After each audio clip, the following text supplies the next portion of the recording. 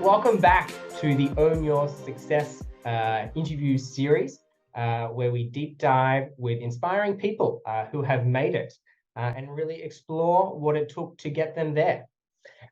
Joining us today is Chiara, a force for good, I like to say, in the 𝐻𝐸𝐾𝐬 group, who has built a successful career that she can call her own in the very competitive world of sales. Hi, Chiara. Perhaps you can do a Hi, Laura. Perhaps you can do a bit of a self-introduction and fill in some of the gaps that I might have missed. Absolutely. Thank you so much for having me here. It's absolutely an honor and a pleasure to share a little bit of myself with you today, and also with all of our listeners for the series. So, as you mentioned, I've been myself in sales for the past more than I like to say, about almost 10 years of my career.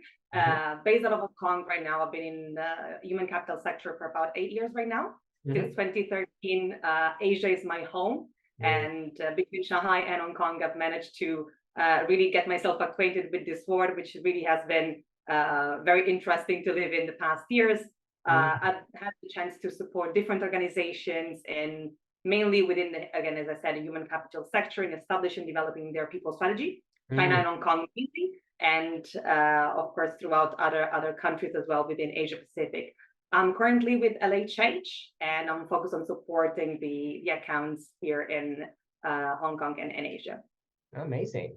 That's really interesting. I really love sales, because that's not something that people trained to be initially, right? When we go through the university track, there's no Bachelor of Sales. And so I'm interested to know how you first got your start in this industry, and what led you to continue down this track. I found myself into the world of sales throughout my high school, actually.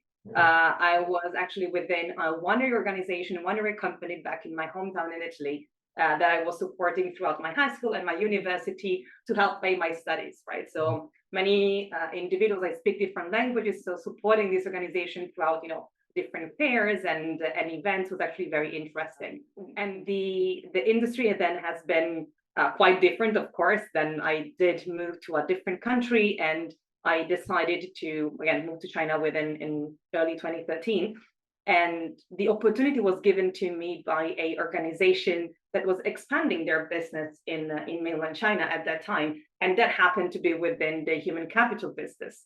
So I ended up in this world that I didn't know, but I learned to love, and I really became very passionate with. So I started with as a coincidence that became my whole life, and really learned to love and grow with it.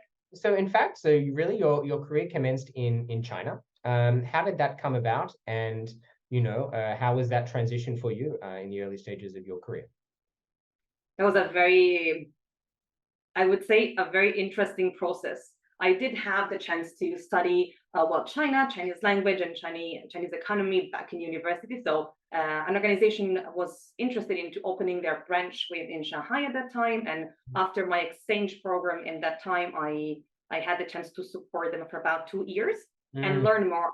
The human capital business in that specific context was with recruitment. And I learned how to, again, speaking with candidates, speaking with clients, better understanding what were their needs in China, and really how to match that need within that context. So that's how everything started, and really how I managed to learn. It was a challenging at the time, to be honest, because again, it was a startup. Basically, the company was quite well established in Italy, but a startup within the Chinese context, right? So that was a huge learning opportunity, and I do believe that really created a really big impact for me, because I really did understand what I wanted to do and what I did not want to do. And that was a key element for me, where I learned that I really did enjoy the client conversations over the candidate conversations more, and finding solutions in how to help the clients was really what I really wanted to do with my next step. And that's where 𝐻𝐸𝐾𝐬 arrived and offered me a position to satisfy exactly this, right? So working with them, MNCs, global MNCs, either growing their business within China or entering China to grow their business, and how we could support them through different solutions. And for the ones that might know, it was quite large into the space of the human capital business, and with a number of different solutions that can be use as a puzzle to support the clients. So that was quite fun. I love your positivity, Chiara, but I know that it hasn't always been smooth sailing, as no career in life ever is. Absolutely. Had there ever been when has been a moment in your career journey that you've maybe felt a bit frustrated or blocked, or looking for something else?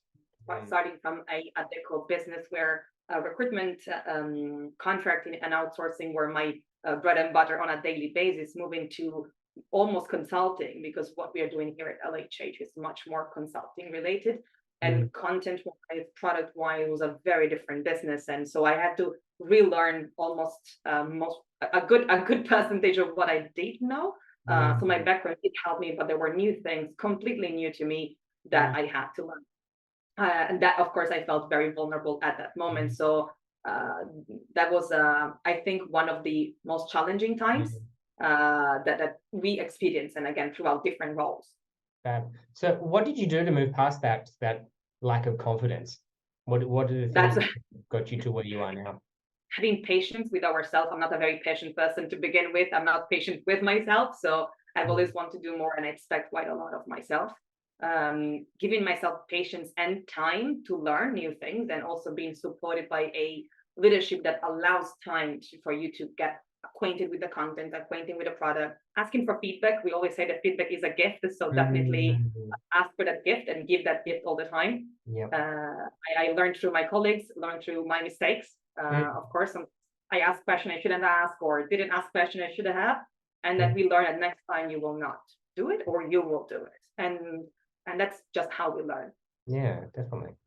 Interesting. So how would you, in hindsight, if you were to sort of look back and say, oh, I should have been doing that sooner, what is something that you would be telling yourself now and giving advice to other people in similar situations?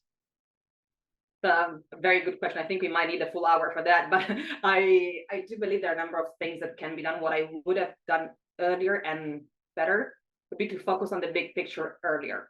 And not having that big picture context earlier in my career, which arrived a bit later.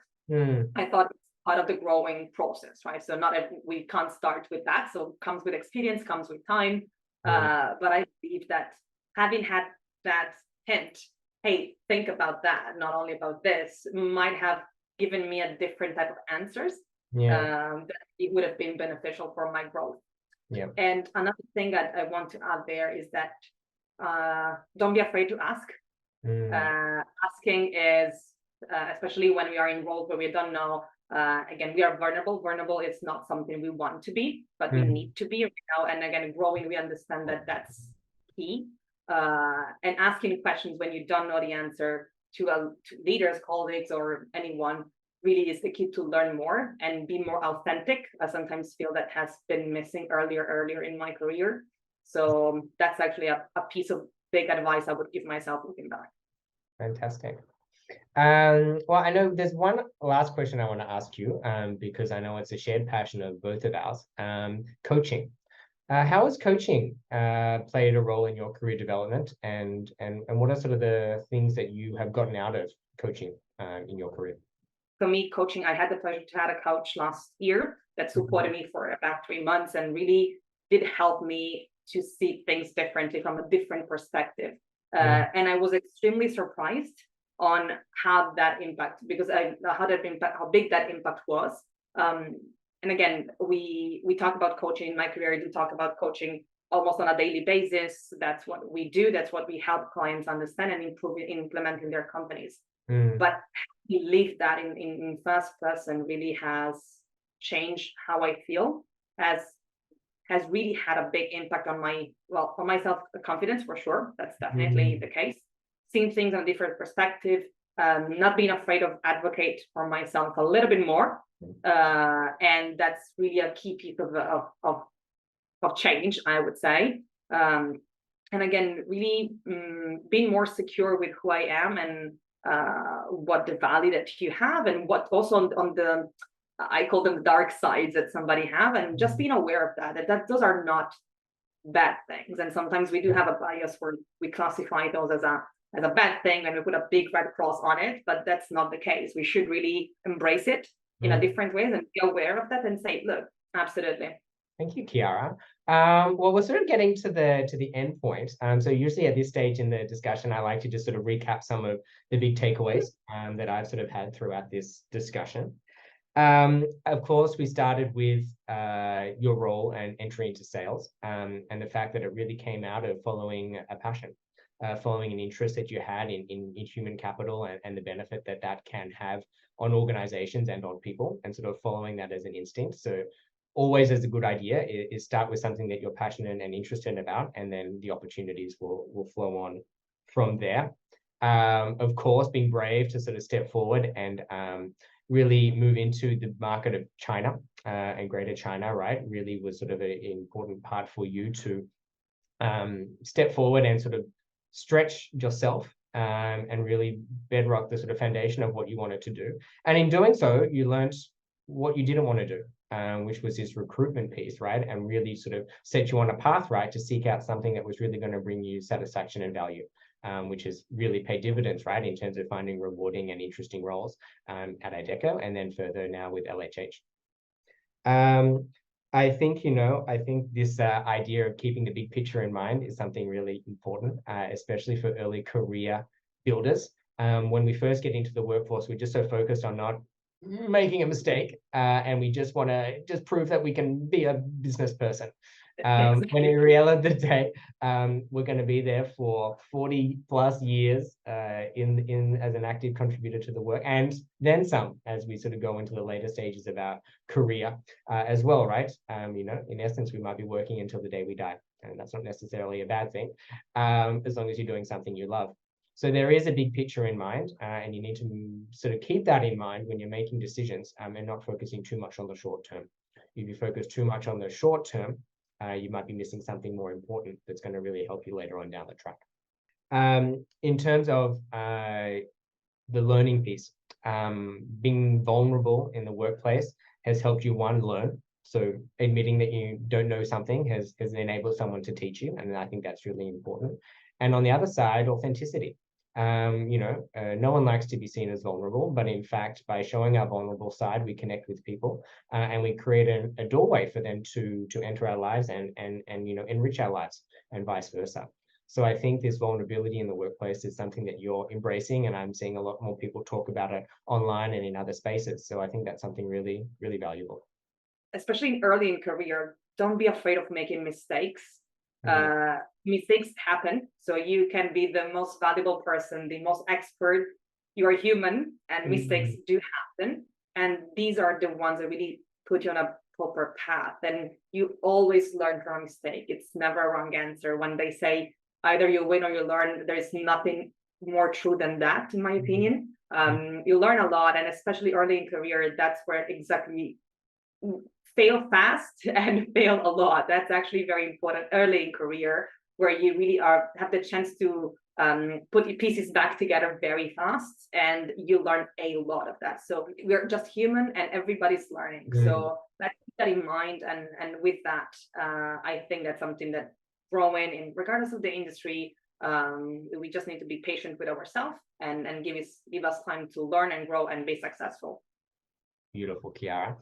That was a beautiful summary, and I think a really nice point to finish on. So I'm going to let you get back to your busy day, and thank you once again for sharing your journey in the world of sales.